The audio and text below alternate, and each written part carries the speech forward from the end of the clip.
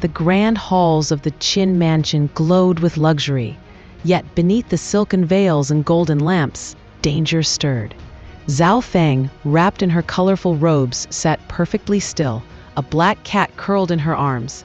Her eyes, cold and venomous, glimmered like those of a snake waiting to strike.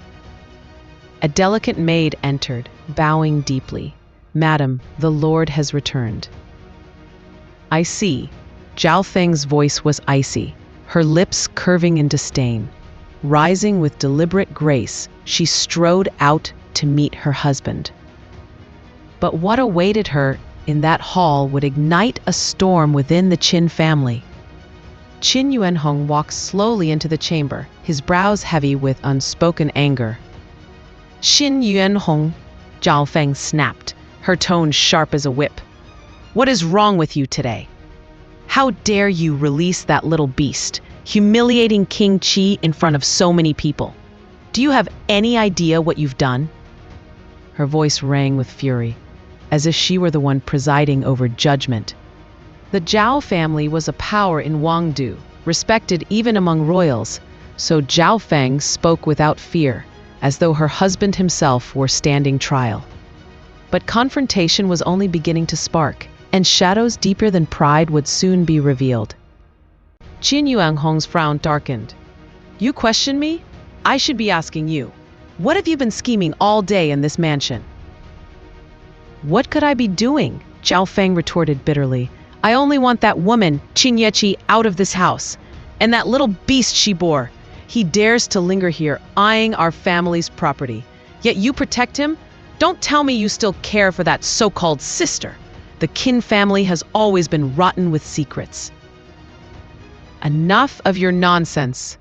Qin Yuanhong's voice boomed, but Zhao Feng only sneered. And in her sneer lay a poison that could fracture the Qin family from within. "Am I speaking nonsense?" Zhao Feng spat. "At the start, Qin Yueqi brought shame to this family. Your father should have cast her out. Instead, he let her and that boy remain, even granting him the Qin name. One day, he will threaten Feng Er's position and inherit what belongs to us. Tell me I'm wrong."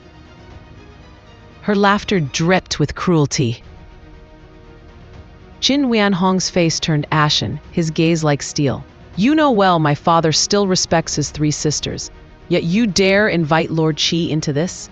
Do you not know my father's temper? If word of this spreads, no one, not even I, can protect you." But Zhao Feng's eyes burned hotter, her chest rising with rage. "So you want that boy to remain?"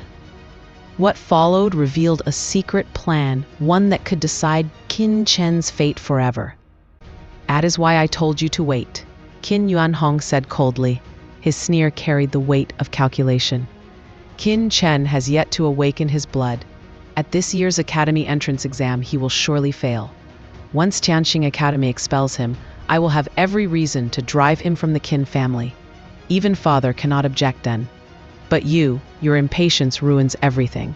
Typical of a short-sighted woman." Zhao Feng froze, her eyes flickering with sudden understanding. "So this is your plan all along?" "Of course. And what use are you besides stirring trouble?" Qin Yuanhong scoffed, his robes sweeping as he stormed back into the inner room. But his words planted a seed in Zhao Feng's heart, one that twisted into a cruel smile. "That's right," she whispered to herself. "Once he fails, once that little beast is expelled, no one will stop me." Her lips curled as the black cat in her arms suddenly shrieked in terror.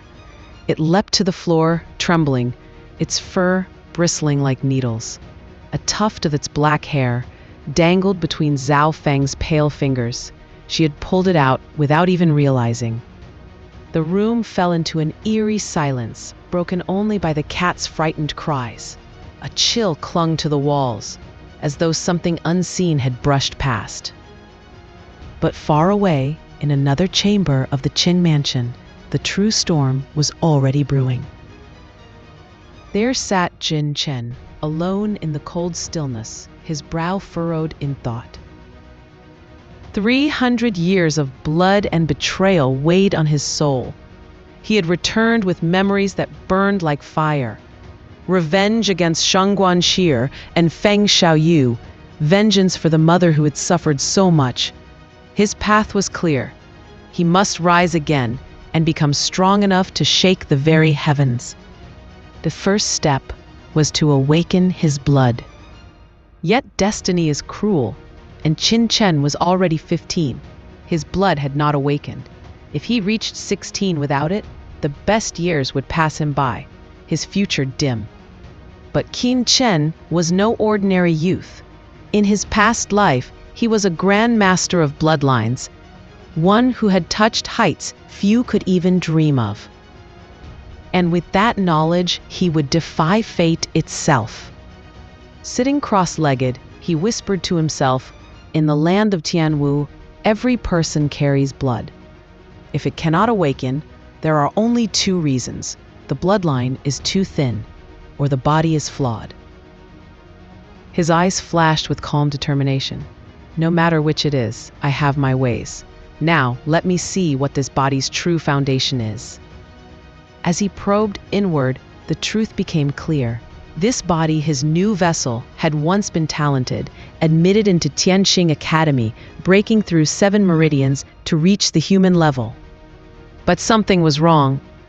Something that could shatter his dream of vengeance before it even began. With such talent, one could become a competent warrior, Qin Chen murmured. But against Shangguan Xie and Feng Xiaoyu, it is far from enough. He closed his eyes, picturing the great foundation of martial arts. A house cannot stand tall if its base is weak. This body had rushed ahead too quickly, forcing a fragile qi pool with only 7 meridians open. The pool was unstable, its size pitifully small, no bigger than a pigeon's egg. Such a foundation could never withstand the weight of greatness. And Qin Chen knew to build upon it carelessly would only lead to collapse.